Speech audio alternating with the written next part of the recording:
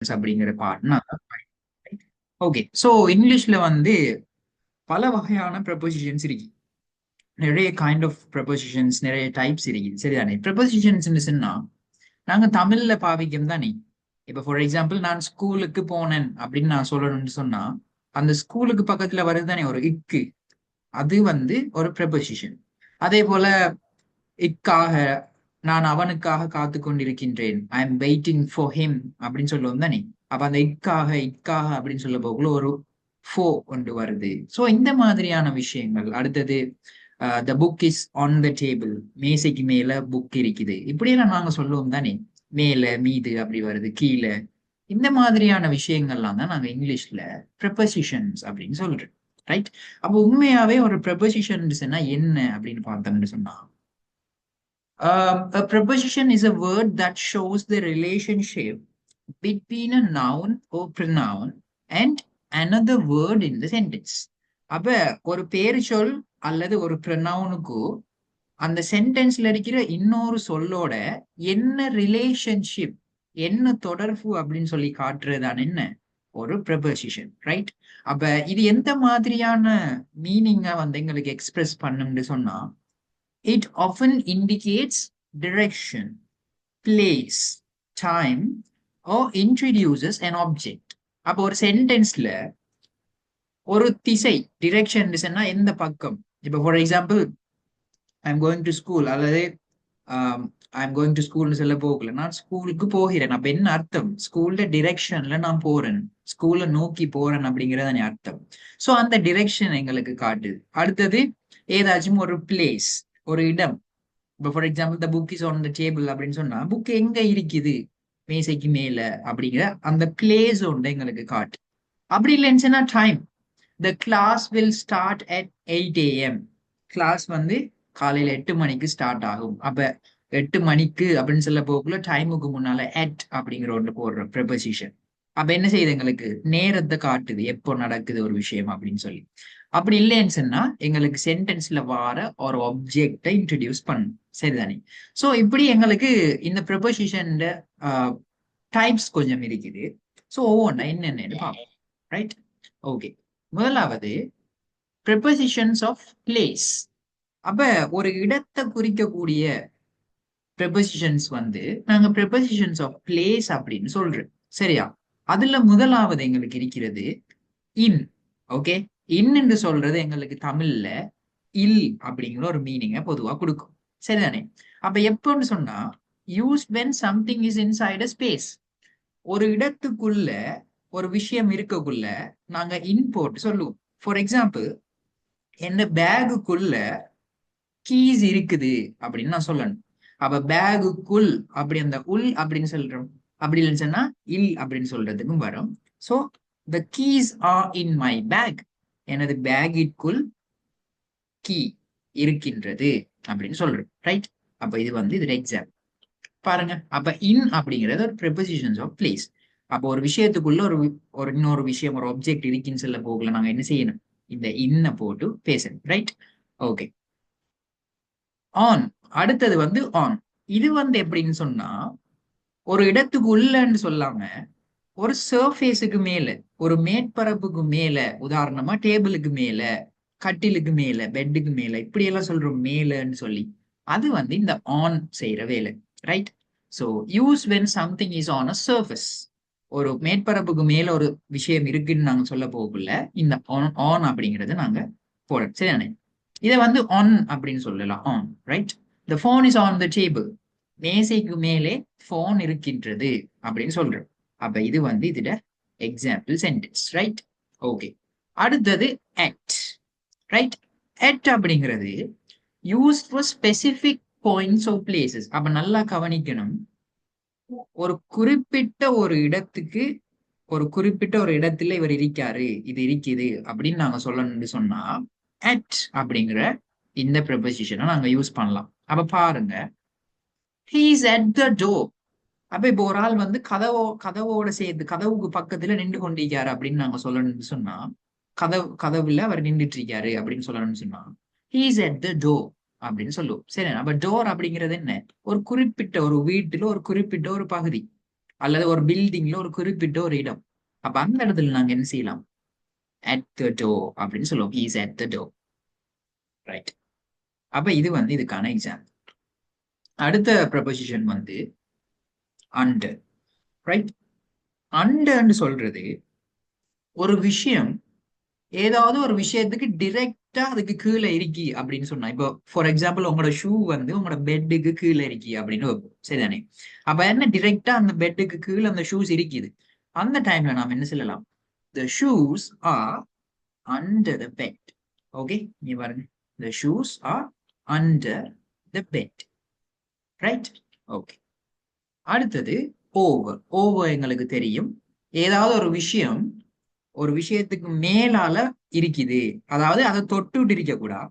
இப்ப for example நான் தலைக்கு மேல தொப்பி போட்டீங்கன்னு சொன்னா the cap is over the head அப்படின்னு நான் சொல்லலாம். ஏன்னு சொன்னா என் தலையோட டச் பண்ணிட்டு இருக்குது அந்த கேப். அந்த இடத்துல நாங்க ஓவர் யூஸ் பண்ணலாம்.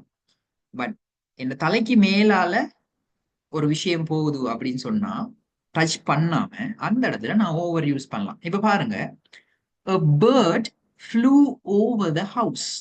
ஒரு பறவை வீட்டிற்கு மேலே பறந்தது. அப்ப என்ன செஞ்சிருக்கு? அந்த பேர்ட் வந்து அந்த ஹவுஸோட டச்ல இல்ல, பட் என்ன செஞ்சிருக்கு? அதுக்கு மேலால போயிருக்கு. அப்படி நாங்க சொல்லணும்னு சொன்னா ஓவர் அப்படிங்கிற ஒரு விஷயத்தை யூஸ் பண்ணலாம். அதே போல an aeroplane flew over the building.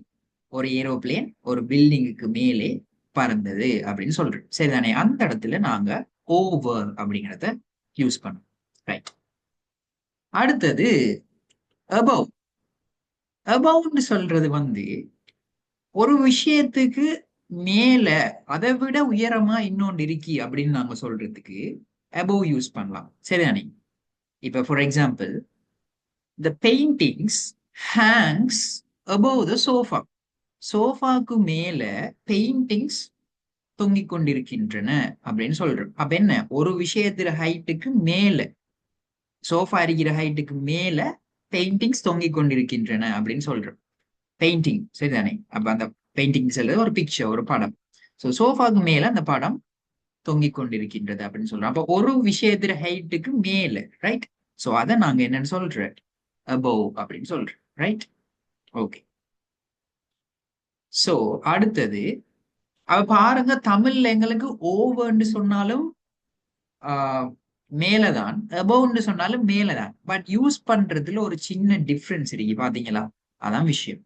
அடுத்தது பிலோ. பிலோன்னு சொல்றது லோவர் தேன் சம்திங். ஒரு விஷயத்துல ஹைட்டுக்கு கீழே, லோவர் தேன் சம்திங். அப்ப என்ன? ஹைட்னு மட்டும் இல்ல, பிசிக்கல் ஆப்ஜெக்ட்ன்றது மட்டும் இல்ல, ஏதாச்சும் ஒரு எல்லை.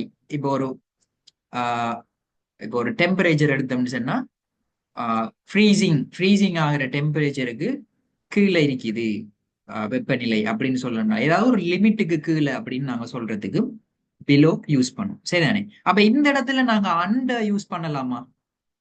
அண்டரும் கீழே தான் பார்த்தோம். த டெம்பரேச்சர் இஸ் அண்டர் ஃப்ரீசிங் அப்படின்னு சொல்லலுமா? அது வந்து பொருத்தம் இல்லை. சரிதானே? சோ இந்த மாதிரியான ஒரு லிமிட் அப்படிங்கறத நாங்க யூஸ் பண்ண போகல, பிலோ யூஸ் பண்றது பெட்டர். சரியா? ஓகே. ஸோ தமிழ்ல வந்து எங்களுக்கு ஒரு வேர்ட்ஸோட எங்களுக்கு இப்போ கீழேன்னு சொன்னா கீழே தான், எல்லாத்துக்கும் மேலேன்னு சொன்னா மேலே தான். பட் இங்க ஒன்றுக்கு மேற்பட்ட சொற்கள் இருக்கு. அபவ் ஒன்று சொன்னா அடுத்தது ஓவர் இருக்கு, இங்க எல்லாம் பிலோ ஒன்று சொன்னா அண்டர் இருக்கு. அப்ப எந்த மாதிரியான இடத்துல அதை யூஸ் பண்றோம் அப்படிங்கிறது தான் இம்பார்ட்டன்ட். சரிதானே? So the temperature is below freezing. அப்ப ஃப்ரீசிங்னு சொல்றது வந்து உறைஞ்சி போறேன்னு சொல்லுவோம். ஐஸ் கட்டி ஆகிறது தான் நாங்க ஃப்ரீசிங்னு சொல்றோம். ஸோ ஃப்ரீசிங் ஆகிறதுக்கு கீழே தான் டெம்பரேச்சர் இருக்கின்றது அப்படின்னு சொல்லி வருது. ரைட். ஓகே. அடுத்தது பிசைட். பிசைடுன்னு சொல்றது ஏதாச்சும் ஒரு விஷயத்துக்கு பக்கத்துல அப்படின்னு நாங்க சொல்லணும். இப்ப எனக்கு பக்கத்துல அப்படின்னு இல்லைன்னு சொன்னா அவளுக்கு பக்கத்துல என் ஃப்ரெண்ட் அமர்ந்திருந்தாள் அப்படின்னு நாங்க சொல்லணும். அப்ப எப்படி சொல்றோம்? she sat beside her friend. பாருங்க, அவள் அமர்ந்திருந்தாள் beside her friend, அவளோட ஃப்ரெண்டுக்கு பக்கத்துல. அப்ப beside அப்படிங்கிறது என்ன? ஒரு விஷயத்துக்கு பக்கத்துல அப்படின்னு நாங்க சொல்லலாம். நெக்ஸ்ட் டு சம்திங் அப்படின்னு சொல்ற டைம் நாங்க என்ன செய்யலாம்? இந்த beside அப்படிங்கிறத யூஸ் பண்ணலாம். அடுத்தது நியர் ஓ க்ளோஸ் டு. ரெண்டு வேர்ட்ஸும் நாங்க யூஸ் பண்ணலாம். இது எதுக்கு யூஸ் பண்ணுச்சுன்னா அருகில் அப்படின்னு நாங்க சொல்லுவோம். அதை தான் நியர் அல்லது க்ளோஸ் டு அப்படிங்கிறது மீன் பண்ணும். க்ளோஸ் இன் டிஸ்டன்ஸ், தூரத்துல நெருக்கமா இருக்கிறது, குறைவா இருக்கிறது. செட் பாஸ்ட் சிம்பிள் தானே? எஸ், இந்த சென்டென்ஸ் வந்து எதுல இருக்கு? சிம்பிள் பாஸ்ட் டென்ஸ்ல இருக்கு. ஏன்? சப்ஜெக்ட்டுக்கு பக்கத்துல எங்களுக்கு verb devotion to இருக்கு, ரைட்? ஓகே, அது இங்க சப்ஜெக்ட் இல்ல. இப்ப நியர் க்ளோஸ் டு, அப்ப இதுல மீனிங் என்ன? அருகில் அப்படின்னு நாங்க சொல்றேன்னு சொன்னா நியர் யூஸ் பண்ணலாம், க்ளோஸ் டு அப்படிங்கறத யூஸ் பண்ணலாம். The school is near my house. பாடசாலை எனது வீட்டுக்கு அருகில் இருக்கின்றது. இதே விஷயத்தை நாங்க the school is close to my house. பாடசாலை எனது வீட்டுக்கு அருகில், கிட்டத்தில் இருக்கின்றது அப்படின்னு சொல்லலாம். அப்ப க்ளோஸ் டுவும் நியரும் நாங்க ஒரே மாதிரி யூஸ் பண்ணிடுறோம், ரைட்? ஓகே, அப்ப அது என்னதுக்கு வந்த ஒரு விஷயம் வந்து கிட்டத்துல இருக்கி அப்படின்னு நாங்க சொல்றதுக்கு, ரைட்? ஓகே, அடுத்தது the car is, sorry, அடுத்த வேர்ட் வந்து behind. சரியா? behind. behind என்று சொல்றது என்ன? பின்னால அப்படின்னு சொல்றதுக்கு நாங்க behind அப்படின்னு சொல்லுவோம். So the car is parked behind the building. பில்டிங்குக்கு பின்னால கார் பார்க் பண்ணப்பட்டிருக்கின்றது அப்படின்னு சொல்றோம். ஸோ பின்னால் அப்படின்னு சொல்றதுக்கு நாங்க behind யூஸ் பண்ணோம், ரைட்? அடுத்தது in front of. அப்ப பாருங்க, ஒரு வேர்ட் இல்லை இங்க. in front of அப்படின்னு சொல்லி 3 இருக்கு. அப்ப ஏதாவது ஒரு விஷயம் ஒரு விஷயத்துக்கு முன்னால சரியா டிரெக்டா நேரா எதிர்க்க ஆப்போசிட்ல இருக்கி அப்படின்னு சொன்னா, அதுக்கு முன்னால இருக்கின்னு சொன்னா நாங்க என்ன செய்வோம்? in front of அப்படின்னு சொல்லி யூஸ் பண்ணுவோம். அப்ப அதை எப்படி யூஸ் பண்ற? he stood, அவன் நின்றான், in front of the class, வகுப்பிற்கு முன்னால் அவன் நின்றான் அப்படின்னு வருது, ரைட்? சோ இது வந்து என்ன? in front of அப்படிங்கிறது, ரைட்? அடுத்தது அதே மாதிரி ஒரு விஷயம் நாங்க இன் அப்படின்னு சொல்லி பார்த்தோம். அதே மாதிரி ஒரு விஷயம் கிட்டத்தட்ட சிமிலர் பட் கொஞ்சம் டிஃப்ரெண்ட். எப்படின்னு சொன்னா இன்சைட். இப்ப ஒரு ஒரு க்ளோஸ் பண்ணப்பட்ட ஒரு ரூம் இருக்குன்னு வைங்க. அப்படி இல்லைன்னு சொன்னா ஒரு ஒரு க்ளோஸ்டான ஒரு ஸ்பேஸ், அதுக்குள்ள ஒரு விஷயம் இருக்குன்னு சொல்லணும்னு சொன்னா நாம என்ன செய்வோம்? இன்சைட் அப்படிங்கறத யூஸ் பண்ணுவோம். So the files are inside the drawer. ட்ரோவர்னு சொன்னா எங்களோட டேபிள்ல இருக்கிற ட்ரோவர், சரிதானே? அந்த ட்ரோவருக்குள்ள ஃபைல்ஸ் இருக்கின்றன. அப்போ ஒரு ட்ரோவர் அப்படிங்கிறது இப்போ ஒரு டேபிள்ல ஒரு க்ளோஸ்டான ஸ்பேஸ் தானே, ஒரு அடைச்ச இடம் தானே. ஸோ அதுக்குள்ள ஃபைல்ஸ் இருக்கின்றன அப்படின்னு சொல்றதுக்கு நாங்க இன்சைட் அப்படின்னு சொல்லலாம், ரைட்? ஓகே, அடுத்தது அவுட் சைட். அவுட் சைட்னு சொன்னா என்ன? இன்சைட் மாதிரி ஆப்போசிட், வெளியே, அவுட் சைட். அப்போ ஆப்போசிட் ஆஃப் இன்சைட் அப்படின்னு. The dog is playing outside, வெளியிலே நாய் விளையாடி கொண்டிருக்கின்றது அப்படின்னு சொல்றோம், ரைட்? இதெல்லாம் வந்து காமனா ஒரு இடத்தை வச்சு நாங்க ஒரு விஷயத்த சொல்லணும் அப்படின்னு சொன்னா அதுக்கு யூஸ் பண்ற ப்ரெபோசிஷன்ஸ், ரைட்? சோ இதுல உங்களுக்கு ப்ரெபோசிஷன்ஸ், அதாவது பிளேஸ், ப்ரெபோசிஷன்ஸ் ஆஃப் பிளேசஸ் உங்களுக்கு கிளியரா இவ்வளவு எக்ஸ்பிளைன் பண்ணேன் இந்த விஷயம் எல்லாருக்கும்? Okay, others? ஓகே, எஸ், அது எல்லாமே வரும். Wait, don't rush. Okay, right. ரெண்டாவது விஷயம் ப்ரிபோசிஷன்ஸ் ஆஃப் டைம். நேரம் ஒன்றை நாங்க சொல்லக்குள்ள காலையில 8 மணிக்கு அப்படிலாம் சொல்லுவோம். 2022 மே 5 அப்படிலாம் சொல்லுவோம். ஒரு டேட், ஒரு டைம், ஒரு இயர், இப்படியெல்லாம் சொல்றதுக்கு நாங்க ப்ரிபோசிஷன்ஸ் ஆஃப் டைம் யூஸ் பண்ணணும். அப்ப நீங்க யோசிப்பீங்க, இந்த எட்டை நாங்க எங்கேயோ பார்த்திருக்கோம். எங்க பார்த்தோம் இந்த at? Where it we see this? we just saw this. எங்க பார்த்தோம் எட்? எங்க இருந்துச்சு எட்? பிளேசஸ்ல எட் வந்து. அப்ப நீங்க யோசிக்கலாம், என்ன நீங்க பிளேசஸுக்குள்ள எட்ட போட்டுட்டு ஏன் டைமுக்குள்ளேயும் கொண்டு வாரீங்க? why are you doing this? why are you confusing us? அப்படின்னு நீங்க கேட்கலாம். அது எட்டுன்னு சொல்றது டைமுக்கு வருது, ஒரு பிளேஸுக்கு வருது, எல்லாத்துக்கும் மிக்ஸ் ஆகி வருது, ரைட்? இப்ப ஆன் சொல்லி நம்ம இதுல பார்த்தோம் பிளேசஸ்ல. பட் அதே ஆன் என்ன செய்யும்? எங்களுக்கு என்னத்துலயும் வருது? டைம்லையும் வருது. அப்ப என்ன இடத்துல நாங்க யூஸ் பண்றோம்னு சொல்லி நாங்க அண்டர்ஸ்டாண்ட் பண்ணி அதை யூஸ் பண்ணா சரி. அப்ப டைமுக்கு மட்டும்தான் ஆட் வரும், ஒரு பிளேஸ சொல்றதுக்கு மட்டும்தான் ஆட் வரும் அப்படி இல்லை. அதே சொற்கள் மாறி மாறி வேற வேற பர்பசஸுக்கு வரலாம். அப்படி இருக்குது இங்கிலீஷ்ல. You can see here, right? சரி, இப்ப டைமுக்கு எட் வந்தா எப்படி வரும் அப்படின்னு சொல்லி பார்ப்போம். எட் நாங்க எந்த மாதிரியான நேரங்களுக்கு யூஸ் பண்ணணும்னு சொன்னா, for precise times and holidays. சரியா அச்சோட்டா நாங்க அக்யூரேட்டா ஒரு டைமை சொல்லணும். இப்ப 6 மணிக்கு நான் உங்களை மீட் பண்ணுவேன் அப்படின்னு சொன்னா, சரியா 6 மணிக்கு நாம மீட் பண்ண போறோம் அவரை அப்படின்னு சொல்றேன்னு சொன்னா ப்ரிசைஸ் டைம். சரியா 6 o'clock அப்படின்னு நம்ம சொல்லுவோம். அதுக்கு தான் அட் யூஸ் பண்றேன். அதே போல நாங்க சில லீவு நாட்கள் இருக்கு தானே, ஹாலிடேஸ் அப்படின்னு சொல்லுவோம், அதுக்கும் நாங்க அட் போடலாம். சரி, மீட் மீ அட் 6 o'clock. 6 மணிக்கு என்ன மீட் பண்ணுங்க, மீட் மீ அட் 6 o'clock. அப்ப இந்த இடத்துல என்ன சொல்றோம், சரியா ப்ரிசைஸான ஒரு டைம் கொடுக்கும், இந்த டைமுக்கு என்ன மீட் பண்ணுங்க அப்படின்னு சொல்லி, ரைட்? அப்ப இதே போல நாங்க இப்படியும் யூஸ் பண்ணலாம். இப்ப 6 o'clock சொல்ற மாதிரி நாங்க ஏஎம் பிஎம் போட போகல என்ன செய்வோம், 6 PM 6 AM எப்படின்னு போடுவோம். So meet me at 6 PM எப்படின்னு போடலாம். ஸோ அட் நியூ இயர், அப்ப நியூ இயர் வந்து சொல்றது என்ன, ஒரு ஹாலிடே சரிதானே, அப்போ ஒரு லீவ் நாள். ஸோ அதுக்கும் நாங்க அட் போடலாம். Okay, right. ஸோ இது வந்து இதுல எக்ஸாம்பிள். அடுத்தது ரெண்டாவது விஷயம், இதுவும் நாங்க என்ன செஞ்சிருந்தோம், பிளேசஸ்ல பார்த்திருந்தோம். for days and specific dates. இந்த ஆன் எதுக்கு பயன்படுத்துறேன்னு சொன்னா, டைமுக்கு இல்ல, நாட்களுக்கு. ஆன் வந்து என்ன செய்யும், நாட்களுக்கு முன்னால வரும். On Monday, on Tuesday, on Sunday. அப்படி இல்லைன்னு சொன்னா ஸ்பெசிபிக்கான ஒரு டேட், ஒரு குறிப்பிட்ட ஒரு திகதி, அதுக்கு முன்னால என்ன செய்வோம், நாங்க ஆன் யூஸ் பண்ணுவோம். அப்ப பாருங்க, she was born on Monday. அவள் திங்கட்கிழமை பிறந்தாள் அப்படின்றீங்க. அப்படி இல்லைன்னு சொன்னா டேட்டை நாங்க சொல்லணும்னு சொன்னா she was born on May 5th. மே 5ஆம் திகதியில் அவள் பிறந்தாள். அப்ப குறிப்பிட்ட ஒரு நாளை, வீக் டேஸ்ல இருக்கிற நாட்களை சொல்லணும்னு சொன்னா அதுக்கு முன்னால ஆன் போடலாம். அப்படி இல்ல, on May 5th, on May 6th, on January 12th, இப்படி ஒரு மாசத்துல இருக்கிற ஒரு திகதிக்கு முன்னால நாங்க என்ன செய்யலாம், ஆன் போடலாம். சரி, சோ இது வந்து ஆன் த யூசேஜ். அப்ப இது டைம் அப்படிங்கிறதுக்குள்ள வருது. அதே போல இப்போ இன் எதுக்கு யூஸ் பண்றேன்னு சொன்னா, ஆன் டைம் குறித்த டைம் சொல்லவா.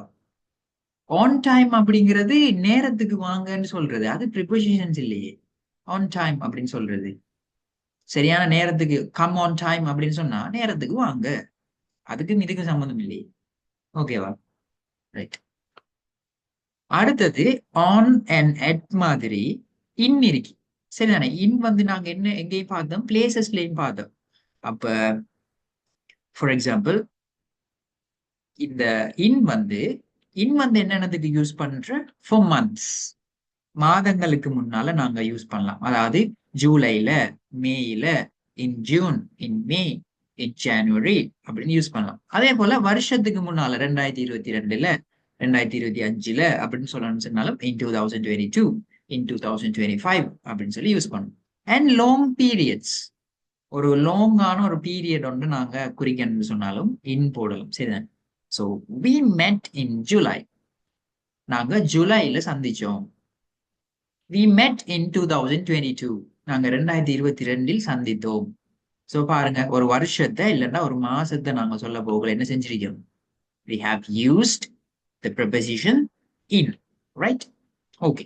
அடுத்தது by. by அப்படிங்கிற ஒரு விஷயம் நாங்க டைம்ல பார்க்கணும். பைன்னு சொன்னா என்னன்னு சொன்னா, இந்த பைய நாங்க எங்கேயாச்சும் இதுக்கு முதல் டைமுக்கு எழுதி பார்த்திருக்கோமா ஒரு ப்ரொபோசிஷனா? Do you remember, you have any idea about this? எங்கேயாச்சும் நாங்க பார்த்திருக்கோமா இதுக்கு முன்னால நம்மளோட கிளாஸஸ்ல? Did we see this by time ஒன்று குறகு எங்க பார்த்திருக்கோம்? பெசிவ் வாய்ஸ்ல நீங்க சப்ஜெக்ட்டுக்கு முன்னால போட்டு பார்த்திருப்பீங்க, அது வேற பை. பட் தெரியுமா, நாங்க tenses like future perfect of future perfect பார்க்கக்குள்ள படிச்சிருப்போம். they will have arrived by the time, by this time tomorrow அப்படிலாம் சொல்லிருப்போம். நாங்க டென்சஸ் படிக்கக்குள்ள அந்த பை போட்டு எழுதினோம். I will have finished my project by Friday. ஃப்ரைடேக்குள்ள நான் இந்த ப்ரொஜெக்டை ஃபினிஷ் பண்ணிருப்பேன். அப்ப நாம ஃபியூச்சர் பெர்ஃபெக்ட் டென்ஸ்ல படிச்சிருந்தானே, I will have finished my projects by Friday. அது என்ன பை ஃப்ரைடே? பை ஃப்ரைடேன்னு சொன்னா என்னன்னு சொன்னா பாருங்க, பைட மீனிங் என்ன? நாட் லேட்டர் தேன். அதாவது நாங்க பை போட்டுட்டு சொல்ற டைமுக்கு பிந்தாது நாங்க சொல்ற விஷயம். I will have finished my project by ஃப்ரைடேன்னு சொன்னா ஃப்ரைடேக்குள்ள நான் முடிச்சிருவேன். ஃப்ரைடேக்கு அங்கால போகாது, சாட்டர்டே ஆகாது, ஃப்ரைடே முடிகிறதுக்குள்ள நான் இந்த விஷயத்த முடிச்சிருவேன். அப்ப ஒரு விஷயத்தை தாண்டி லேட் ஆகாது அப்படின்னு நாங்க சொல்றதா என்ன? பை. அப்ப இந்த குறிப்பிட்ட டைமுக்குள்ள முடியும் அப்படின்னு சொல்றது. Finish the work by Friday, ஃப்ரைடேக்குள்ள வேலையை முடிங்க அப்படின்னு இருக்கு. இப்ப டைமுக்கு பை எப்படி போறேன்னு விளங்கிச்சா? என்ன மீனிங்ல வருதுன்னு சொல்லி, do you understand this? Yes. அப்ப அதோட எக்ஸாம்பிள் உங்களுக்கு இங்க இருக்கு. ரைட். அடுத்தது ஃபோ. ஃபோ வந்து எதுக்கு போடுறேன்னு சொன்னா ஒரு டியூரேஷன். நான் 2 மணித்தியாலமா படிச்சுட்டு இருந்தேன், நான் 5 மணித்தியாலமா கேம் விளையாடிட்டு இருந்தேன். அப்போ ஒரு எத்தனை காலமா எவ்வளோ நேரமா நாங்க ஒரு விஷயத்த செஞ்சிட்டு இருந்தோம் அப்படின்னு சொல்ல போகல, அந்த டியூரேஷனுக்கு 2 மணித்தியாலமா, 2 மாசமா, 2 நாளா, 2 வருஷமா, இப்படி எவ்வளவு காலம் அப்படின்னு நாங்க சொல்ல வரக்குள்ள what do we do? We use for before it. அப்ப I studied for 2 hours. நான் 2 மணித்தியாலங்களாக படித்தேன். அப்ப என்ன செய்து டியூரேஷன் என்ன, எவ்வளவு நேரமா இந்த வேலை நடந்திருக்கி அப்படின்னு காட்டுறதுக்கு என்ன செய்யறோம்? for யூஸ் பண்றோம். சரியா? ரைட். அடுத்தது டைம்ல நாங்க இன்னொரு இது பார்த்திருப்போம். இதுவும் நாங்க tense படிக்கக்குள்ள she has been working in this company since 2020 அப்படின்னு படிச்சிருப்போம். 2020 இவள் இந்த கம்பெனியில் ஒர்க் பண்ணி கொண்டிருக்கிறாள் அப்படின்னு சொல்லி. அப்ப சின்ஸ் வந்து தமிழ்ல எங்களுக்கு இருந்து அப்படிங்கிற மாதிரியான ஒரு மீனிங்கை கொடுக்கும். Indicates the starting point of an action. ஒரு செயல் அதோட தொடக்க புள்ளி எதுன்னு இது காட்டு. he has lived here since 2010. அவன் 2010 இங்கே வாழ்ந்திருக்கின்றான். 2010 ஜனவரியிலிருந்து, சின்ஸ் ஜனவரி. காலையிலிருந்து, சின்ஸ் திஸ் மார்னிங். அப்ப பாருங்க, ஒரு டைமை சொல்லி இதுல இருந்து ஒரு விஷயம் எங்க தொடங்கிச்சு இதுல இருந்து அப்படின்னு சொல்றதுக்கு. ரைட். ஓகே. சோ சின்ஸ் வந்து உங்களுக்கு விளங்கி இருக்கு. Right. Now let's go to the next one. Right. அடுத்தது from to. from to. from to வந்து இது ரெண்டும் சேர்ந்து வரும் ஒரு சென்டென்ஸ்ல. எப்படி வரும்? ஒரு விஷயத்துல தொடக்கத்தையும் எண்டிங்கையும் காற்று, ஒரு டைம் பீரியட்ற பிகினிங்கையும் எண்டையும் காற்று.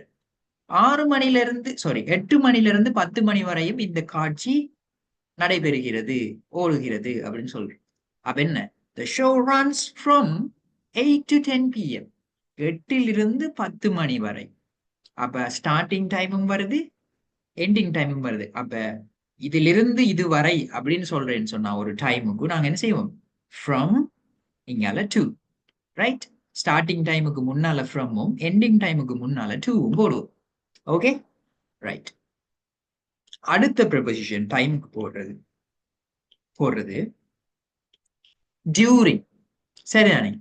டியூரிங் சொல்றது ஒரு குறிப்பிட்ட நேரத்தின் போது, ஒரு குறிப்பிட்ட டைம் பீரியடுக்குள்ள இந்த விஷயம் நடந்துச்சு அப்படின்னு சொல்லணும். அப்ப எப்படி சொல்றோம்? she fell asleep during the movie. அப்ப படத்தின் போது அவள் தூங்கிவிட்டாள் அப்படின்னு. அப்ப படம்னு சொல்றது அந்த மூவி ஓடிட்டு இருந்த டைம், அந்த டைம்ல இவ தூங்கிட்டா அப்படின்னு நாம சொல்றோம். அப்ப ஒரு டைம் பீரியட், அந்த மூவி ஓடிட்டு இருந்தது ஒரு டைம் பீரியட், அதுல இவ இந்த விஷயத்தை செஞ்சிருக்கா. she fell asleep during the movie. Right. அப்ப டியூரிங். ஓகே. அடுத்தது until or till.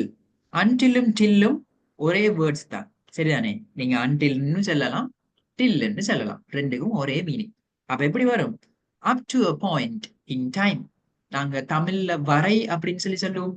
ஒரு காலத்தை குறிப்பிட்டு இது வரை அப்படின்னு சொல்லுவோம். நான் வரும் வரைக்கும் காத்து கொண்டிரு, நாங்க 5 மணி வரை காத்து கொண்டிருந்தோம். அப்படி சொல்லும் அந்த வரை தான் என்ன till or until. So we waited until 5 p.m. அப்படி இல்லைன்னு சொன்னா வி வெயிட்டட் டில் 5 p.m. அப்படின்னு சொல்லலாம். Right. So until and till என்ன எங்களுக்கு ஒரு காலத்துல எல்லை வரை அப்படின்னு சொல்றது. So we waited till or until 5 p.m. நாங்க 5 மணி வரை காத்து கொண்டிருந்தோம். ரைட். ஸோ இது வந்து அன்டில் அண்ட் டில்ல யூஸ். அடுத்தது பிஃபோர். பிஃபோர்னு சொல்றது எங்க எல்லாருக்கும் தெரியும், ஒரு டைமுக்கு முன்னாலன்னு சொல்றதுக்கு. ஸோ ஏர்லியர் தேன் ஸ்பெசிபிக் டைம், ஒரு குறிப்பிட்ட டைமுக்கு முன்னால. கம் பிஃபோர் சன்செட், சூரியன் மறைகிறதுக்கு முன்னால வா. Come before sunset. அப்ப சூரியன் மறைகிறது அப்படிங்கிறது ஒரு குறிப்பிட்ட ஒரு டைம், அதுக்கு முன்னால வாங்க அப்படின்னு சொல்றோம். ஸோ இது வந்து பிஃபோர். ரைட். அடுத்தது பிஃபோர் மாதிரி அதோட ஆப்போசிட் ஆஃப்டர் டைமுக்கு யூஸ் பண்றது, பிறகு அப்படின்னு சொல்றது, ஒரு குறிப்பிட்ட டைமுக்கு பிறகு. லெட்ஸ் டாக் ஆஃப்டர் டின்னர், டின்னருக்கு பிறகு நாங்க பேசுவோம் அப்படின்னு சொல்றோம். ஸோ ஆஃப்டர் வந்து பிறகுன்னு சொல்றது. ரைட். ஓகே. இது இவ்வளவு நாங்க பார்த்தது என்ன டைமுக்கு. சரியா? ப்ரெபோசிஷன்ஸ் ஆஃப் டைம் இப்ப எல்லாருக்கும் கிளியரா? எவ்ரிவன்? Yes sir. ஓகே தானே? ரைட். ஸோ அடுத்த விஷயத்தை பாருங்க. ஓகே, அடுத்த விஷயம் prepositions of movement and direction. அப்ப என்ன சொல்றாங்க? ஒரு அசைவு, மூவ்மெண்ட் சொன்னா என்ன அசைவு, அப்படி இல்லைன்னு சொன்னா டிரெக்ஷன், ஒரு திசை. இப்படியான மீனிங்ஸை குறிக்கிற விஷயங்களை நாங்க prepositions of movement and direction அப்படின்னு சொல்லுவோம். ரைட். இதுல முதலாவது இருக்கிறது டு, அதாவது ஒரு இடத்தை நோக்கி ஒரு விஷயத்தை செய்யற போற அப்படின்னு சொல்லணும்னு சொன்னா நாங்க என்ன யூஸ் பண்ணணும்? இந்த டு அப்படிங்கிறது ஷோஸ் மூவ்மெண்ட் டுவோர்ட் a place, ஒரு இடத்தை நோக்கிய ஒரு அசைவை குறிக்கும். அப்ப பாருங்க, he went to the park, அவன் பார்க்கிற்கு சென்றான். அப்ப பார்க்கிற்கு சென்றான் என்ன அர்த்தம்? பார்க்க நோக்கி அவர் போயிருக்கார். அப்ப டிரெக்ஷனை குறிக்கிறதுக்கு நாங்க என்ன செய்யறோம்? இந்த இடத்துல டு யூஸ் பண்ணோம். he went to the park, I went to the school, she went to the shop, let's go to the shop, let's go to class. ஒரு இடத்தை நோக்கி போற, அப்ப அதுக்கு என்ன யூஸ் பண்றோம்? டு. அடுத்தது டு மாதிரி இன்டு அப்படின்னு ஒரு விஷயம் இருக்கு. அது என்ன இன்டுன்னு சொன்னா சின்ன டிஃபரன்ஸ். ஒரு இடத்துக்கு உள்ள போற, ஒரு க்ளோஸ்டான ஸ்பேஸ் ஒன்றுக்குள்ள போற. she walked into the room, அவள் ரூமுக்குள்ளே என்ன நடந்தாள், போனாள், சென்றாள் இருக்கு. she walked into the room. அப்ப ஒரு க்ளோஸ்டான ஸ்பேஸ் ஒன்றுக்குள்ளுக்கு போறது நாங்க என்ன சொல்றோம்? into சொல்றோம். so she walked into the room. Right. Example. அடுத்தது onto. into எப்படி ஒரு க்ளோஸ்டான ஸ்பேஸுக்குள்ள போயிச்சோ, onto என்ன செய்யும்? ஒரு மேற்பரப்புக்கு போறத சொல்றேன். அதாவது இப்போ ஒரு கெட் ஒன்று எங்கட பெட்டுக்கு மேல ஜம்ப் பண்ணுது அப்படின்னு சொன்னா, கெட் பூனை கட்டிலுக்கு மேலே தாவியது அப்படின்னு தானே நாங்க சொல்லுவோம். அப்ப பெட் அப்படிங்கிறது ஒரு க்ளோஸ் ஸ்பேஸ் இல்லை, அது ஒரு சர்ஃபஸ், ஒரு மேற்பரப்பு. அப்ப மேற்பரப்புல நடக்கிற ஒரு மூவ்மெண்ட்டை குறிக்கிறதுக்கு நாங்க என்ன யூஸ் பண்ணுவோம்? onto. the cat jumped onto the sofa. சோஃபாக்கு மேல கேட் ஜம்ப் பண்ணியது அப்படின்னு சொல்றேன். பாருங்க. So another example. Right. Okay. அடுத்தது அவுட் ஆஃப். அவுட் ஆஃப் அப்படிங்கிற ப்ரெபோசிஷன் எதுக்கு யூஸ் பண்றேன்னு சொன்னா, ஒரு இன்சைடான ஒரு இடத்துக்குள்ள இருந்து வெளியில போறத நாங்க அவுட் ஆஃப் அப்படின்னு சொல்றோம். அப்ப எப்படி வரும்? he got out of the car, அவன் காருக்கு வெளியே வந்தான். he got out of the car அப்படின்னு சொல்றேன். ரைட். அப்ப அவுட் ஆஃப் அப்படின்னு சொல்றதுக்கு முன்னால நாங்க என்ன செஞ்சாங்கிறது வரும், பின்னால எந்த இடத்துக்குள்ள இருந்து அவங்க வந்தாங்க அல்லது என்ன செஞ்சாங்கன்னு வரும். சரிதானே? கார். அப்ப காருக்குள்ள இருந்து அவன் வெளியே வந்தான். he got out of the car. he got out of the room, அவன் ரூமுக்குள்ள இருந்து வெளியே வந்தான் அப்படின்னு வரும். சரியா? he got out of the building, அவன் பில்டிங்குள்ள இருந்து வெளியே வந்தான். ரைட். ஓகே. சோ இது வந்து அவுட் ஆஃப் அப்படிங்கிறது எக்ஸாம்பிள். அடுத்தது ஆஃப். ஆஃப்னு சொல்றது வந்து நாங்க டேர்ன் ஆஃப் அப்படின்னு சொல்லுவோம். டேர்ன் ஆஃப்னு சொல்றது அது ஒரு ஃப்ரேசல் வேர்ப். ஒரு விஷயத்தை ஆஃப் பண்ணுங்க, மூடி வைங்க அப்படின்னு சொல்றதுக்கு, அல்லது டிவி ஆஃப் பண்ணுங்க, லைட் ஆஃப் பண்ணுங்க அப்படின்னு சொல்றதுக்கு தான் நாங்க டேர்ன் ஆஃப் அப்படிங்கிற ஃப்ரேசல் வேர்ப் யூஸ் பண்ணிப்போம். அங்க டேர்ன் அப்படிங்கிற ஒரு வேர்ப் இருந்திருக்கும், ஆஃப் அப்படிங்கிற ஒரு ப்ரிபோசிஷன் இருந்திருக்கும். பட் தனியா ஆஃப் வந்த ஒரு ப்ரிபோசிஷனா வரக்குள்ள ஒரு மேற்பரப்புல இருந்து விலகி போறத சொல்றேன். விலகி போறது சொல்றேன். இப்ப ஃபார் எக்ஸாம்பிள், மேசையில இருந்து கால் எடுங்க அப்படின்னு சொல்லணும். அப்ப டேபிள் அப்படிங்கிறது ஒரு சர்ஃபேஸ். அதுல இருந்து உங்களோட கால் எடுங்க அப்படின்னு நாங்க சொல்லணும்னு சொன்னா, டேக் யோர் ஃபீட், உங்களோட கால் எடுங்க ஆஃப் த டேபிள், டேபிள்ல இருந்து, right? Take your feet off the table. அப்ப மீனிங் என்ன? Moving away from a surface, right? Got என்றா வெளியே வாரதை குறிக்கும். Yes, got out. Get out தெரியாதா உங்களுக்கு? ஷிஃபா, கெட் அவுட் தெரியும் தானே? கெட் அவுட் அப்படிங்கிறது என்ன? வெளியே வாங்க, வெளியே போங்க, கெட் அவுட். அதுல பாஸ்ட் டென்ஸ் தானே இது. Okay, right.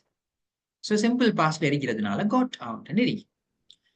அப்ப take your feet off the டேபிள்னு சொன்னா மேசையில இருந்து கால் எடுங்க. அப்ப காலை சர்ஃபேஸ்ல இருந்து, மேசை அப்படிங்கிற சர்ஃபேஸ்ல இருந்து எடுங்க, மூவ் பண்ணுங்க அப்படின்னு சொல்றோம். ஸோ அதனால இப்படி வரும், right? Yes, got, gotten. Yes, get, got, gotten. அடுத்தது towards. அப்ப ஒரு திசையை நோக்கி நாங்க போறத நாங்க இப்படி சொல்லலாம், towards சொல்லி. அப்ப for example, I went to the ஷாப்னு சொன்னா நான் கடைக்கு போனேன் அப்படின்னு வரும். பட் டுவோர்ட்ஸ் அப்படின்னு யூஸ் பண்ணுன்னு சொன்னா எப்படி வரும் தெரியுமா? They walked towards the beach. அவர்கள் பீச்சை நோக்கி நடந்தார்கள். அப்ப டுவோர்ட்ஸ் அப்படின்னு சொல்றது நோக்கி அப்படிங்கிற ஒரு மீனிங்கை கொடுக்கு, right? They walked towards the beach. I walked towards the principal's office. நான் பிரின்சிபல் ஆபீஸை நோக்கி நடந்தேன். அப்ப பாருங்க டிஃபரன்சஸ், ரைட்? அக்ராஸ் என்று சொல்றது ஒரு சைட்ல இருந்து இன்னொரு சைடுக்கு போறது சொல்றேன், சரிதானே? அப்ப he swam across the river. அவன் நதிக்கு குறுக்காக நீந்தினான். குறுக்காக அப்படின்னு சொல்ல போகல, across, ரைட்? அப்போ இந்த எக்ஸாம்பிள். ஓகே, அடுத்தது along. along என்று சொல்றது இப்போ ஒரு ரோடு ஒன்று இருக்கி அல்லது ஒரு லைன் ஒன்று இருக்கின்னு சொன்னா சரியா அதுக்கு அதோடயே சேர்ந்து நடக்கிறது நாங்க என்ன சொல்றோம், அதை ஃபாலோ பண்ணி அதோட சேர்ந்து போறத along அப்படின்னு சொல்றோம். அப்ப அதுல எக்ஸாம்பிள் பாருங்க, we walked along the road. நாங்க ரோட் நீட்டுக்கும் ரோட் நேரா நடந்து சென்றோம், ரோடோட சேர்ந்து அதை ஃபாலோ பண்ணி நடந்து சென்றோம் அப்படின்ட்டு. we walked along the road, right? அப்ப அடுத்த ப்ரொபோசிஷன். அடுத்தது த்ரூ. த்ரூன்னு சொல்றது எப்படின்னு சொன்னா ஒரு விஷயத்துக்கு உள்ள போய் அடுத்த சைடால வெளியே வாருது த்ரூன்னு சொல்றது. Moving inside something and coming out the other side. அப்போ இது எப்படி வருதுன்னு சொன்னா, the train passed through the tunnel. டனல்னு சொல்றது என்ன? நாங்க அந்த ட்ரெயின் போகும் மலைக்குள்ள இருக்கும் அந்த மவுண்டனை குடைஞ்சி செஞ்சிருப்பாங்க டனல், மலைப்பாதை அப்படின்னு சொல்லுவோம். அப்ப ஒரு மலைக்குள்ள அப்படியே ட்ரெயின் போய் அப்படியே பாஸ் பண்ணி மலை, அதாவது டனலுக்கு ஊடாக ட்ரெயின் சென்றதுன்னு இருக்கு. அப்ப டனல் அப்படிங்கிறது ஒரு மவுண்டனுக்குள்ள அப்படி ஓப்பனா தோண்டி வச்சிருக்கிற ஒரு இடம். ஸோ அதுக்குள்ள போயிட்டு மற்ற சைடால வெளியே வாரன்னு சொல்ல போகல. அதுக்கு யூஸ் பண்ற ப்ரொவிஷன் என்ன? the train passed through the tunnel, right? அப்ப ஊடாக அப்படின்னு நாங்க சொல்ல போகல என்ன யூஸ் பண்ணணும்? த்ரூன்னு சொல்லுவோம், right? Other side, outside வருமா? இல்ல, அப்படி வராது, ரைட்? ஓகே, அடுத்தது பாஸ்ட். பாஸ்ட் அப்படின்னு சொல்றது ஒரு விஷயத்தை தாண்டி அப்படின்னு சொல்றேன், அதான் பாஸ்ட், சரிதானே? இந்த பாஸ்ட் வந்து இறந்த காலம் இல்ல, சரியா? பாஸ்ட்னு சொல்ற ப்ரொபோசிஷன் என்னத்தை குறிக்கும்னு சொன்னா ஒரு விஷயத்தை தாண்டி அப்படின்னு சொல்றேன். அவள் கடையை தாண்டி நடந்து போனாள் அப்படின்னு நாங்க சொல்லணும். அப்படின்னு சொன்னா she walked past the store, going beyond something. ஒரு விஷயத்தை தாண்டி போறதுன்னு தான் நாங்க என்ன சொல்றோம், பாஸ்ட்ன்னு சொல்றோம். ரைட்? ஸோ அதுக்கு நாங்க கொடுக்குற ப்ரெபோசிஷன் வந்து பாஸ்ட். Okay, right. அடுத்தது எங்களுக்கு என்ன வரும்? ப்ரெபோசிஷன்ஸ் ஆஃப் பிளேசஸ் முடிஞ்சுன்னு சொன்னா இப்ப எந்த மாதிரியான மீனிங்ல நாங்க பார்க்க போறோம்னு சொன்னா prepositions of cause, reason and purpose. அதாவது என்ன சொல்றோம், ஒரு காரணம் அல்லது ஒரு கோஸ், ரீசன் சொல்ற எல்லாம் காரணங்கள், ஒரு விஷயம் நடந்ததுக்கான காரணங்கள். அப்படி இல்லைன்னு சொன்னா பர்பஸ். பர்பஸ்ன்னு சொன்னா ஒரு நோக்கம். இப்படியான மீனிங்ல வரக்கூடிய ப்ரெபோசிஷன்ஸ் எங்களுக்கு இருக்கு. சரிதானே? முதலாவது because of. Because of use பண்ணோம்னு சொன்னா ஒரு விஷயம் எதனால நடந்துச்சு அப்படிங்கிற காரணத்தை நாங்க கொடுக்கலாம். ஃபார் எக்ஸாம்பிள் சென்டென்ஸை கவனிங்க. The game was cancelled because of the rain. மழையின் காரணமாக கேம் கேன்சல் பண்ணப்பட்டது. அப்ப பாருங்க, பிகாஸ் ஆஃப் த ரெயின். அப்ப என்ன காரணம்? Because of. What's the reason for the game to get cancelled? The rain. The game was cancelled because of the rain. Right? அப்ப example. அடுத்தது இந்த பிகாஸ் ஆஃப் மாதிரி அதே மீனிங்கை கொடுக்கக்கூடிய இன்னொரு வேர்ட் வந்து என்ன? இன்னொரு ப்ரெபோசிஷன் டியூ டு. நீங்க பிகாஸ் ஆஃப் யூஸ் பண்ணாலும் சரிதான், டியூ டு யூஸ் பண்ணாலும் சரிதான், ரெண்டுமே உண்டு. ரைட்? எப்படி வருது? The flight was delayed due to fog. fogன்னு சொன்னா பனி, பனிமூட்டம். பனிமூட்டத்தின் காரணமாக ஃபிளைட் டிலே ஆகப்பட்டது. Flight was delayed due to fog. இதே இடத்துக்கு நீங்க பிகாஸ் ஆஃப் fogன்னு போடலாம். ரைட்? No problem. ஓகே. அடுத்தது இப்ப நம்ம வந்து எங்களுக்கு டைம் டியூரேஷனை காட்டுறதுக்கு நாங்க யூஸ் பண்ணினோம். டைம்ல ஐ plate video games for 2 hours. நான் 2 மணித்தியாலங்களாக வீடியோ கேம்ஸ் விளையாடினேன் அப்படி இருக்கு. பட் இங்க இண்டிகேட்ஸ் பர்பஸ், ஒரு நோக்கம், எதுக்காக நாங்க ஒரு விஷயத்தை செய்யறோம் அப்படின்னு சொல்றது. அப்போ அந்த இடத்துல நாங்க யூஸ் பண்ணலாம். The gift is for you. இந்த பரிசு உனக்கானது. அப்ப இந்த பரிசு வாங்கினதுக்கான பர்பஸ் யாரு? இங்க இந்த பரிசு உங்களுக்கான. The gift is for you. அப்ப இது என்ன? எங்களுக்கு ஒரு பர்பஸ் இண்டிகேட் பண்றதுக்கு. ரைட்? அடுத்தது from can indicate source or cause. ஒரு விஷயம் நடக்கிறதுக்கான சோர்ஸ், மூலம் அல்லது காரணம் எங்க இருந்து வருது அப்படின்னு காட்டுறதுக்கு. He suffers from stress. அவன் ஸ்ட்ரெஸ்ன்னு சொன்னா மன அழுத்தம். சரியானே? மன அழுத்தத்தினால் என்ன செய்யறான்? சஃபர் பண்றேன்னு சொன்னா வருந்துகிறான், வருத்தப்படுகிறான். அப்போ அவர் வருத்தப்படுறதுக்கான காரணம் எங்க இருந்து வருது? ஸ்ட்ரெஸ்ல, மன அழுத்தத்துல இருந்து வருது. So he suffers from stress. He suffers from fever. காய்ச்சலினால் அவன் அவதிப்படுகிறான். ரைட்? ஸோ இப்படி ஒரு கோஸ் அல்லது ஒரு சோர்ஸ் அப்படிங்கிறத நாங்க இண்டிகேட் பண்றதுக்கு யூஸ் பண்ணலாம். On account of. அப்ப இந்த ஆன் அக்கவுண்ட் ஆஃப் அப்படிங்கிறது நாங்க ஆஃபன் யூஸ் பண்றது இல்லை. It's not very popular, but sometimes use ஆகுது. They stay home on account of the weather. இதுவும் ஒரு ரீசனை கொடுக்கறதுக்கு. அவங்க வெதரின் காரணமாக, சோர்ஸ் என்று சொல்றது மூலம் அப்படின்னு சொல்லுவோம். ஒரு விஷயம் உண்டாகிறது எங்க இருந்து உண்டாகிறதுன்னு சொல்ற ஒரு மூலம், சோர்சஸ். ரைட்? அதான். அப்ப இங்க சோர்ஸ் வந்து என்ன? அவர் அவதிப்படுவதற்கான காரணம் எங்க இருந்து உருவாகும்? ஸ்ட்ரெஸ்ல இருந்து உருவாகும். ஸோ சோர்ஸ் அப்படி இல்லைன்னு சொன்னா இது சோர்ஸ் சொல்றது இல்லை, கோஸ் சொல்லணும். கோஸ் சொல்றது காரணம். ரைட்? ஓகே.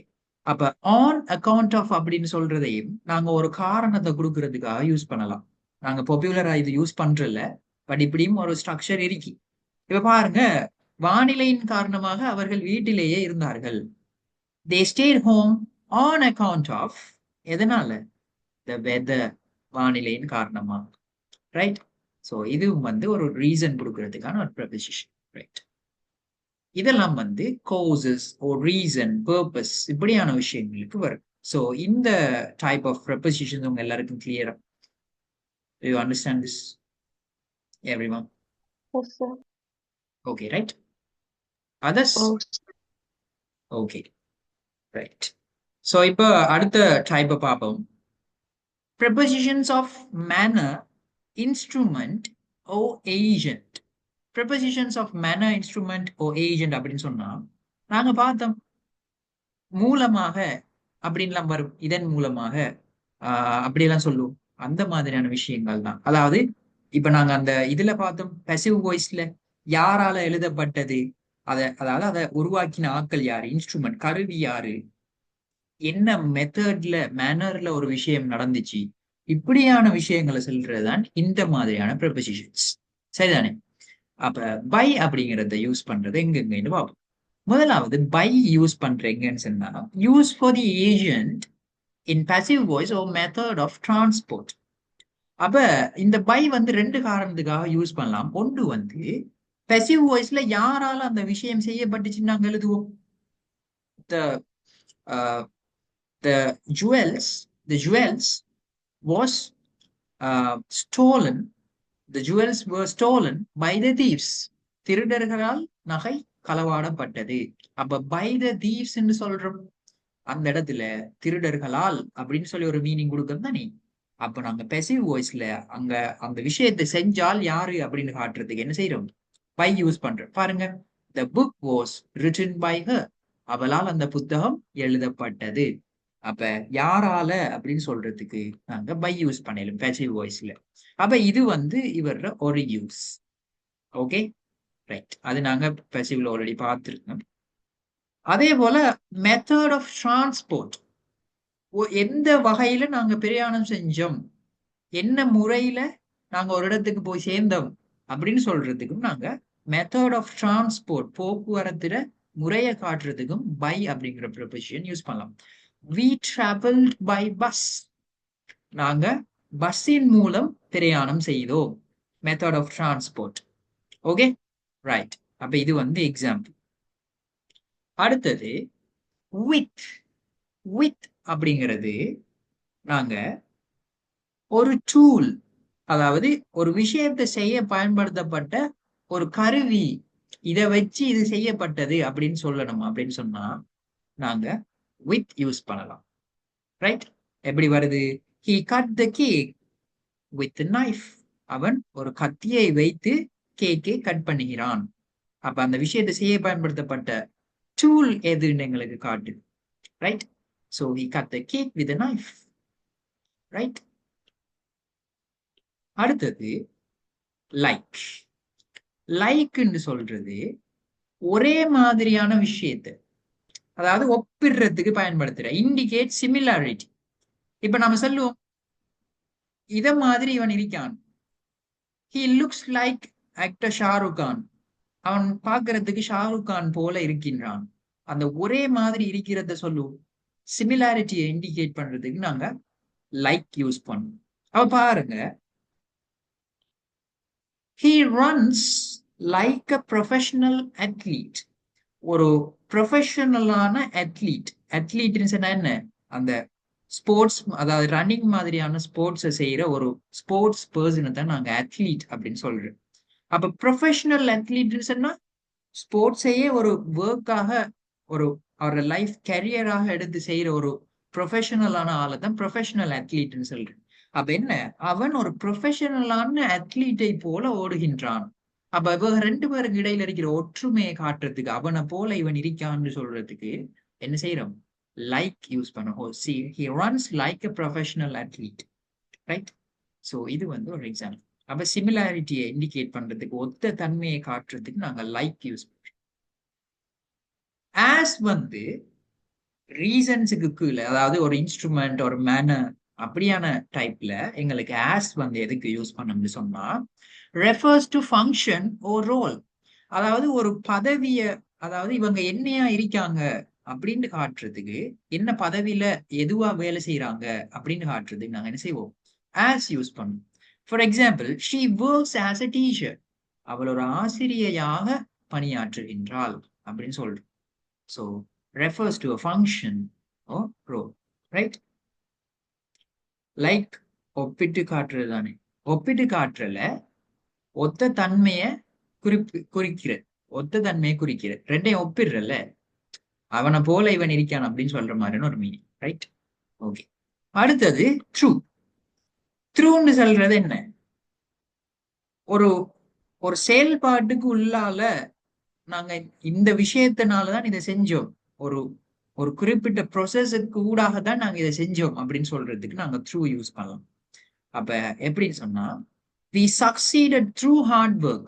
நாங்க கடின உழைப்பினால் ஜெயித்தோம், வென்றோம், வெற்றி அடைந்தோம் அப்படின்றீங்க. அப்ப ஹார்ட் ஒர்க் அப்படிங்கிற ஒரு ப்ரொசஸ், ஒரு செயல்முறை, ஒரு ஹோல், ஒரு ஃபங்க்ஷன், ஒரு ப்ரொசஸ் ஊடாக தான் நாங்க சக்சீட் ஆகினோம், ஜெயித்தோம் அப்படின்னு இருக்கு.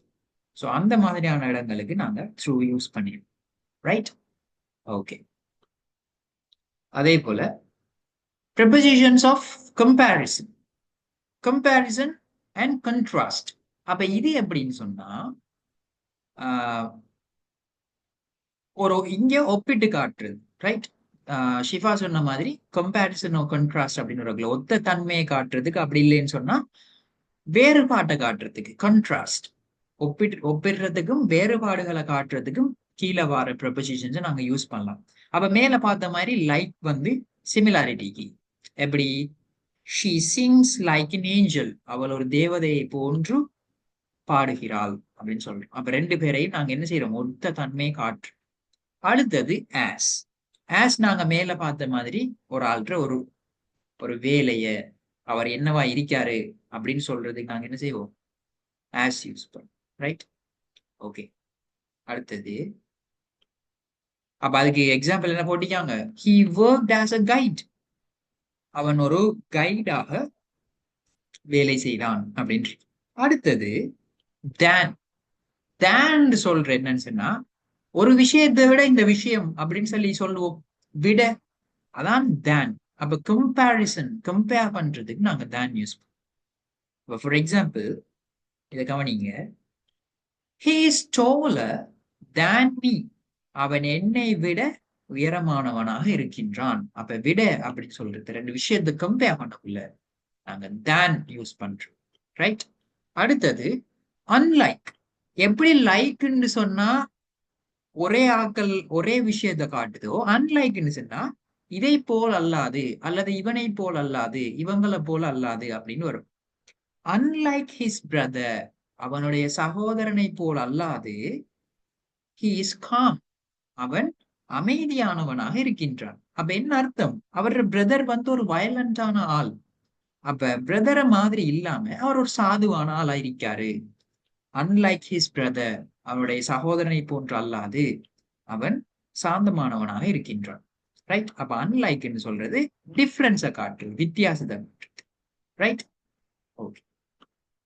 அடுத்தது இன்ஸ்பைட் ஆஃப் அல்லது டிஸ்பைட். இது ரெண்டும் ஒரே விஷயம். அப்ப ஒரு வேறுபாட்டை காட்டுறதுக்கு, லைக் இப்ப மழை பெய்ஞ்சிட்டு இருந்தாலும், மழையாக இருந்தாலும் அவர்கள் அப்போதும் கிரிக்கெட் விளையாடினார்கள் அப்படின்னு நாங்க சொல்லணும். அப்ப உண்மையாவே மழை பெய்ஞ்சா எல்லாரும் என்ன செய்வாங்க, நனைய மாட்டாங்க. விளையாடிட்டு இருக்கிறவங்க விளையாடுறத விட்டுட்டு உள்ள போயிடுவாங்க. பட் இங்க இன்ஸ்பைட் ஆஃப் த ரெயின், மழை பெய்ஞ்சிட்டு இருந்தாலும், மழையாக இருந்தாலும் தே பிளேட் கிரிக்கெட், அவங்க கிரிக்கெட் விளையாடினாங்க. அப்ப இந்த சிச்சுவேஷனுக்கு ஏத்த மாதிரி செய்யாம அவங்க அதை கண்டினியூவா பண்ணிருக்காங்க. சரிதானே? அப்ப அதுக்கு நாங்க டிஸ்பைட் ஓ இன்ஸ்பைட் ஆஃப் அப்படின்னு சொல்லி யூஸ் பண்ணலாம். ரைட்? இங்க நாம டிஸ்பைட் த ரெயின் அப்படின்னு சொல்லலாம். ரைட்? ஓகே. சோ இதெல்லாம் வந்து என்ன, இதெல்லாம் வந்து இந்த மீனிங்ல வரக்கூடிய ப்ரெபோசிஷன்ஸ். சரியா? ரைட். சோ இதெல்லாம் கிளியரா எல்லாருக்கும் இந்த விஷயங்கள், கம்பேரிசன் ஆர் கண்ட்ராஸ்ட், இது விளங்கிச்சா? ஓகே. ரைட். அடுத்தது சில கம்பவுண்ட் ப்ரெபோசிஷன்ஸ் இருக்கு. கம்பவுண்ட் ப்ரெபோசிஷன்ஸ் சொன்னா சில சொற்கள்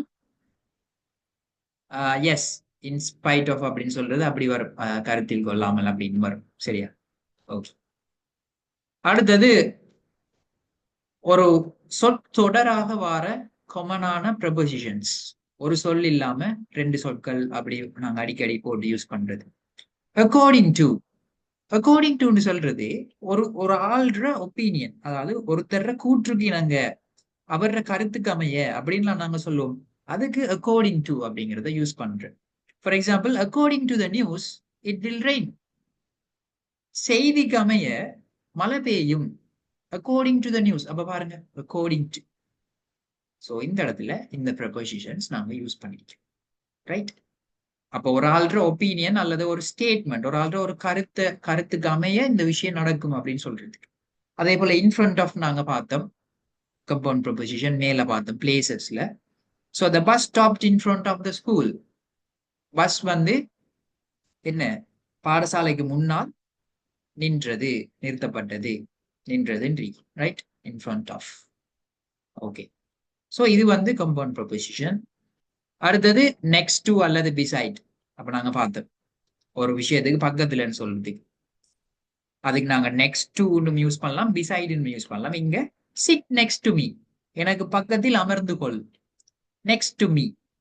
அல்லது சிட் பிசைட் மீ, எனக்கு பக்கத்தில் அமர்ந்து கொள், ரெண்டும் யூஸ் பண்ணலாம். ரைட்? ஓகே, ஸோ அது வந்து என்ன, next to or beside. Okay, அடுத்தது பிகாஸ் ஆஃப் நாங்க ஆல்ரெடி பார்த்தோம் ஒரு காரணத்தை கொடுக்கறதுக்கு. So he was late because of traffic. வீதி நெரிசல் காரணமாக அவன் லேட் ஆயினான். he was late because of traffic. அப்ப பாருங்க, பிகாஸ் ஆஃப் வந்துட்டு எதனால லேட் ஆகினாரு, டிராஃபிக்னால அப்படின்னு. அடுத்தது அவுட் ஆஃப் சொல்றது ஒரு விஷயத்துக்குள்ள இருந்து வெளியில வாரத சொல்றேன்.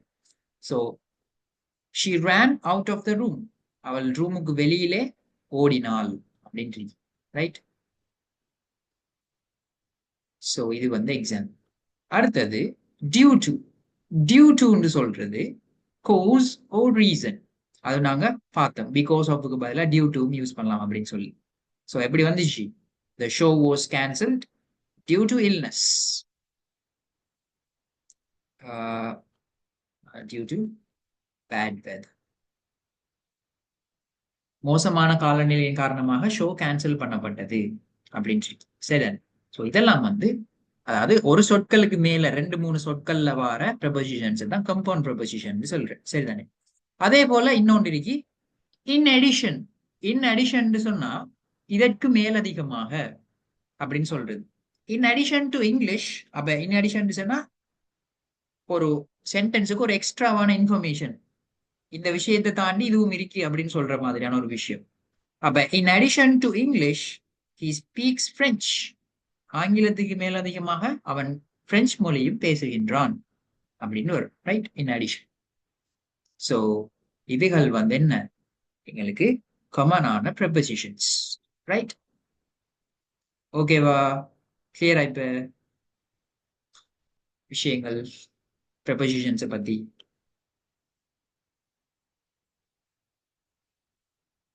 இல்ல, ப்ரெபோசிஷன்ஸ் வந்து அப்படி இல்லை. நீங்க எந்த இடத்துக்கு எந்த ப்ரெபோசிஷன் பொறுத்த மாதிரிக்கோ அது மாதிரி யூஸ் பண்ணா சரி, ரெஸ்ட்ரிக்ஷன்ஸ் இல்லை. சரியா? Okay, so students, prepositions part 1 class இவ்வளவுதான். இந்த ப்ரெபோசிஷன்ஸ்ல எங்களுக்கு அடிக்கடி கன்ஃபியூஸ் ஆகிற விஷயங்கள் என்னன்னு சொல்லி அனலைஸ் பண்ணி சில விஷயங்கள் வச்சிருக்கேன். சில நேரங்கள்ல நீங்க இன் போடுறையா எட் போடுறையா அப்படின்னு சொல்லி காமனா நீங்க கன்ஃபியூஸ் பண்ணக்கூடிய ஒரு சில ப்ரெபோசிஷன்ஸ் நான் அனலைஸ் பண்ணி எடுத்து வச்சிருக்கேன். ஸோ அதை நாங்கள் டுமாரோஸ் கிளாஸ்ல ஒரு ஒரு 10 to 20 minutes பார்ப்போம். பார்த்துட்டு அதையும் கிளியர் பண்ணிட்டு உங்களுக்கு நான் ப்ரெபோசிஷன்ஸ்லையும் கொஷின்ஸ் தருவேன். ஸோ அதையும் நீங்க செய்ய வரும்.